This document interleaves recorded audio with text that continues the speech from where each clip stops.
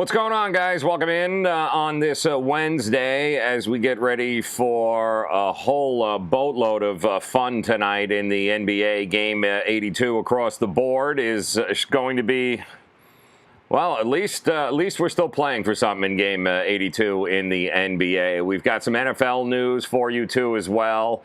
This one guy, I thought he was retired. He won't go away. He seems to be making news every day nowadays. There was a Miami Dolphins wide receiver who seems to have lost his mind, and Tony Romo pissed an awful lot of people off last night.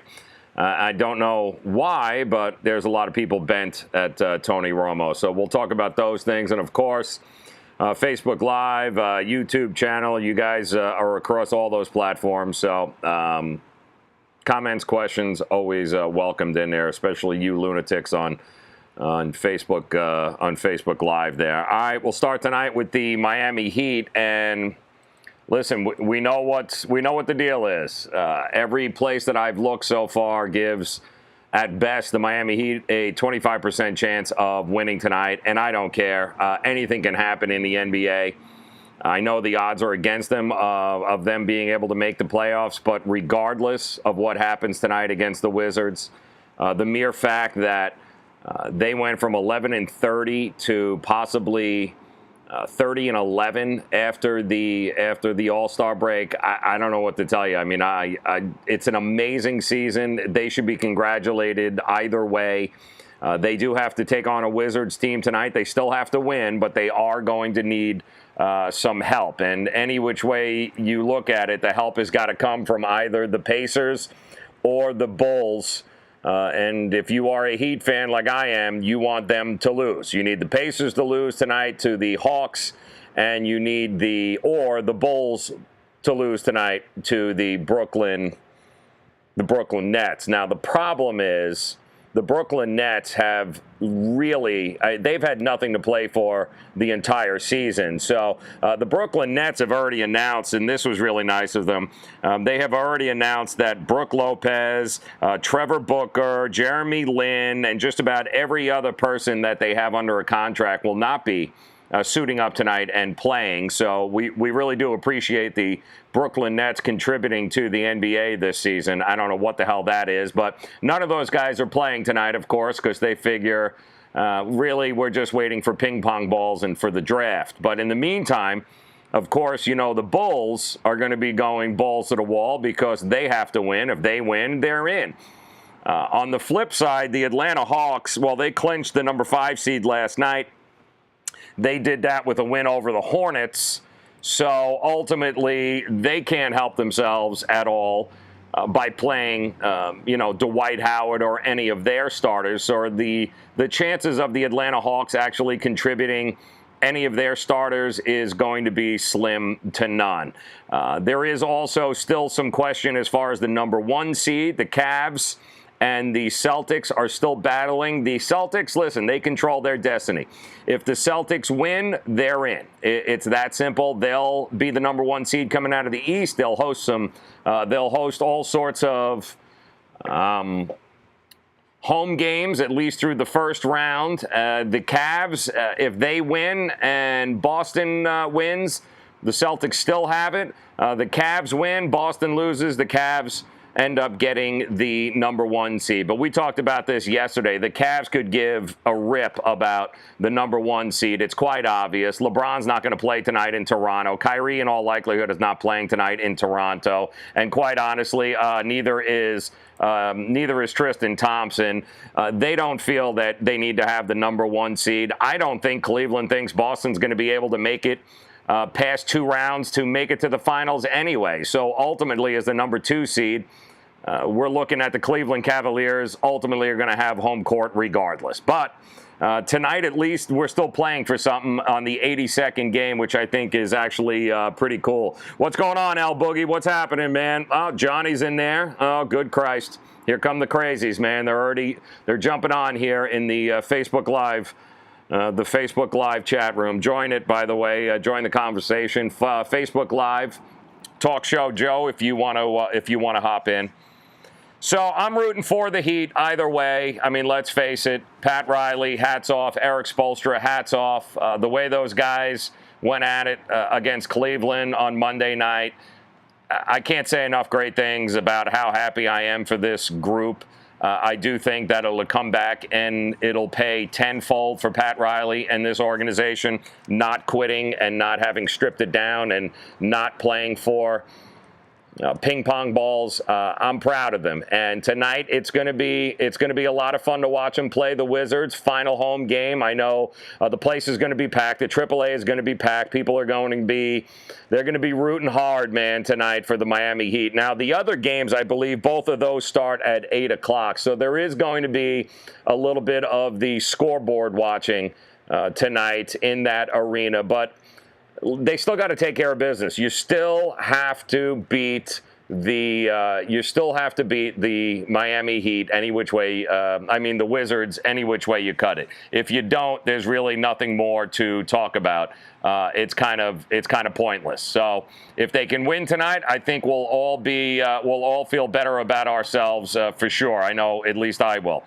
Last night, this was kind of interesting. I don't know if you guys witnessed the Tony Romo introduction to the Dallas Mavericks. I don't know if you guys caught this, but El Boogie, you being a Dallas Cowboy fan, I'm not sure if you caught this last night, but Tony Romo was given the opportunity by Mark Cuban to suit up, kind of do the run through, do the drills and stuff before the game. He got introduced. It was kind of a farewell party to Tony Romo for the city of Dallas. And people were really pissed off, man. Today, people were bent out of shape. And I don't know why. I have no idea why people were all hating the fact that Tony Romo got the kind of send-off that he got last night in Dallas. Anybody that has been to Dallas understands that that is a city that takes care of its stars. It loves its stars.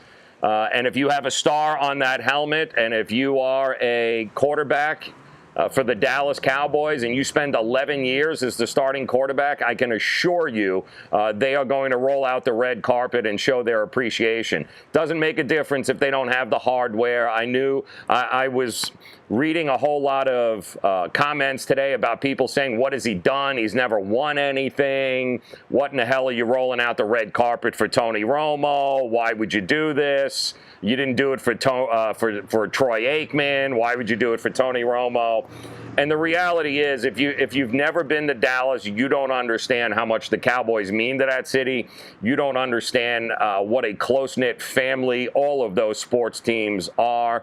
Mark Cuban for 11 years has gotten the support of Tony Romo. So the thought or the idea that Mark Cuban will go out of his way to support Tony Romo on his way out the door now that he's retiring is not that hard to figure out. Not to mention, neither one of those two teams is playing for anything. The Nuggets last night are already waiting for tee times. Dallas was atrocious this year.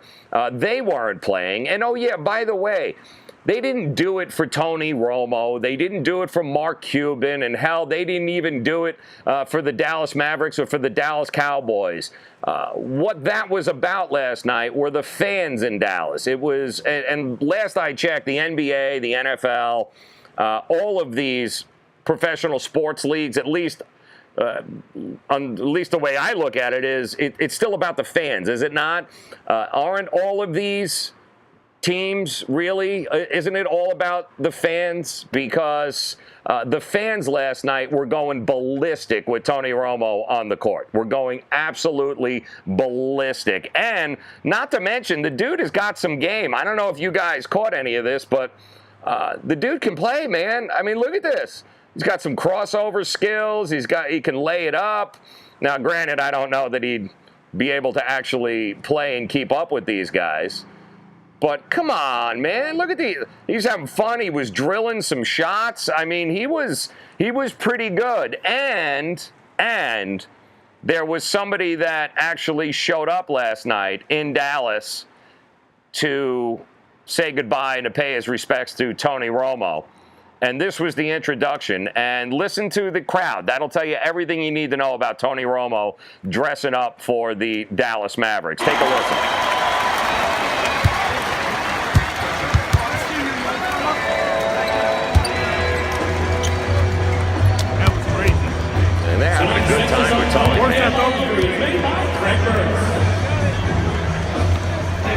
And I'm with you, Major. It still is. Yeah. Oh, who's that dude with the 9 jersey? Anybody know who that is? I bet you do, Boogie. Yeah, I bet you know who that was, man. Yeah. Ezekiel Elliott showed up to pay his respects to Romo, and I think he was wearing his jersey, too. How cool was that? But yeah, I mean, that was for the fans. Sports is for the fans. And I know Adam Silva had jumped in last minute last night because Cuban had every intention of playing Tony Romo. He was going to bring him into the game at some point. He was going to let him take the ball up court. Cuban had every intention of putting Romo in the game last night. And Adam Silva came in and kind of put the kibosh on that and said that we will not be honoring any one-day contracts for Tony Romo. I know Rick Carlisle, the head coach, he gave us the whole spiel about, oh, it's dangerous, it's not safe, and oh, please.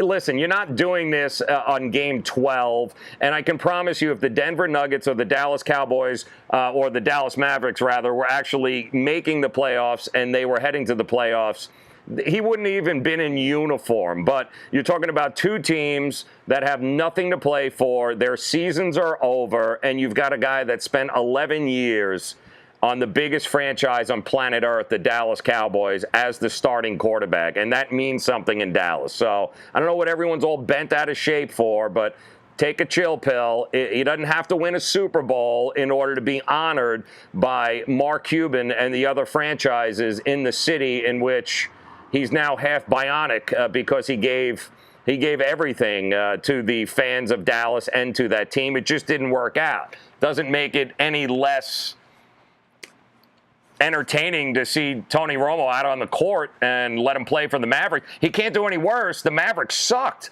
The Mavericks absolutely sucked this year, so he couldn't do any worse.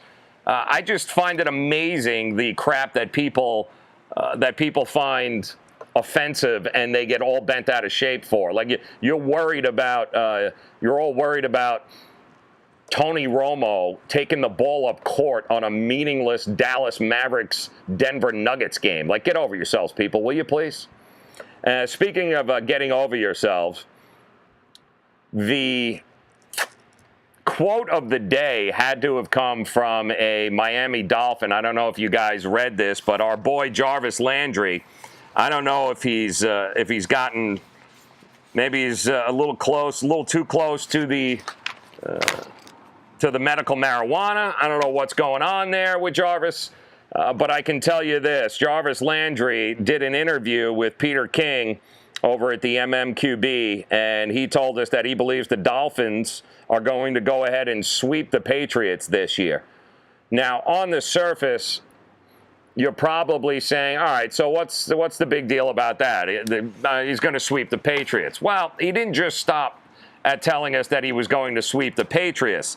He also made statements like, we're not the Patriots. What do you say? We're not their little brother anymore. They're not the big brother. We're not the little brother anymore. And we're going to go ahead and as good as they have been, and I've got all this respect for Tom Brady and the Patriots, but they're not our big brother anymore. And the reality is, yes, they are. They are not only your big brother, they're the Jets, they're the Buffalo Bills, and they are pretty much every other team in the AFC. They are absolutely the big brother of the AFC, and not just of you. And by the way, they swept your ass last year, Jarvis. And I know Jarvis spent a lot of time talking about how Adam Gase has created a new culture, and Adam Gase has done an amazing job of flipping a switch in Miami and giving these guys the opportunity to compete and compete better than we've seen the Miami Dolphins compete in a very, very long time. The problem is, what are we talking? 14 out of the last 16 years that the Patriots have won the AFC East. It's one thing to think that, and you have to think that, and I'm sure Adam Gase is hammering that home. You have to believe that you can beat the Miami Dolphins. You have to believe it. All right? If you don't, you're never going to believe. You have to believe you're going to beat the New England Patriots. If the Miami Dolphins don't believe that they can beat the New England Patriots, then it's a giant waste of time. The season, don't even bother playing them next year. It's a whole nother thing to actually do an interview and tell Peter King that you're going to go ahead and sweep them next year, especially when you didn't sweep them this year. And you kind of really haven't had your way with the New England Patriots. At least nobody under this regime has. the Adam Gase regime is already 0-2.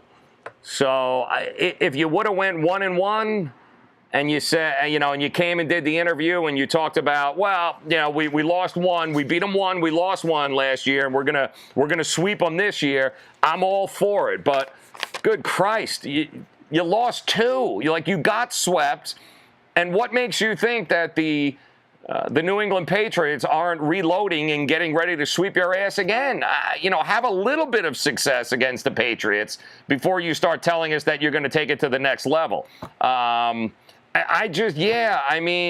They haven't swept the Pats since what, 2000? 2000! Thank you for that, Major. They have not swept the Pats since 2000, and you're here doing interviews telling the world that you're going to take two from the Patriots. Listen, if if Tom Brady retires, by all means, sweep them. But you haven't swept squat, and you haven't been all that good against them. So I don't know. Keep it down there. You're a little confusing to me, Jarvis.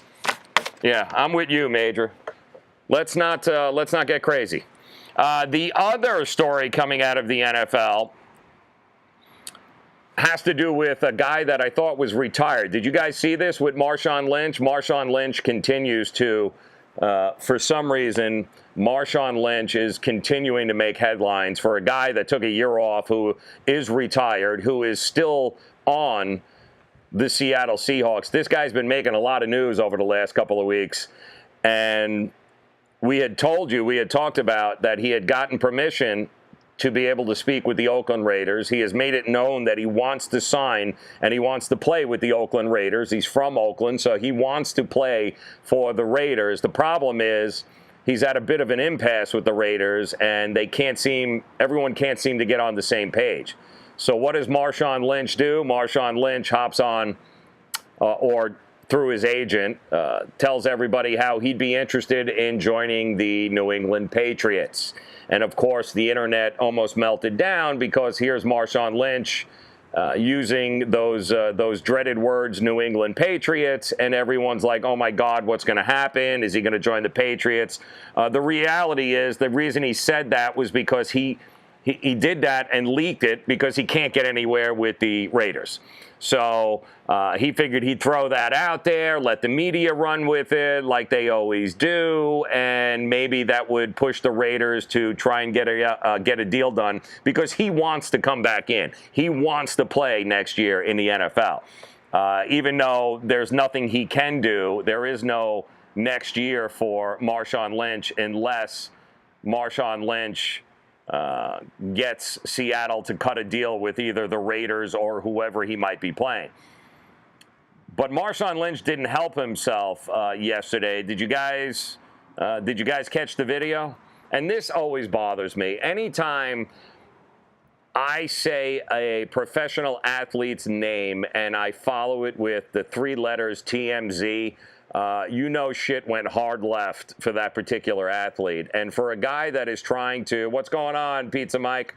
For a guy that is trying to make it back into the NFL, and keep in mind, too, that he was one of those guys that was part of the arm wrestling competition in Vegas a couple of weeks ago that thoroughly pissed off the NFL. They fined a whole bunch of guys, a whole bunch of NFL players. I don't know if you guys heard this, but earlier in the month they had a arm wrestling competition, mostly for charity, but a bunch of current and former NFL guys were involved in it. It was at a casino in Vegas. The NFL went ballistic, fining everybody, everybody and anybody that was a part of it that's currently on a roster in the NFL, because, as we know, the NFL has a big problem with anything associated with Vegas unless the NFL has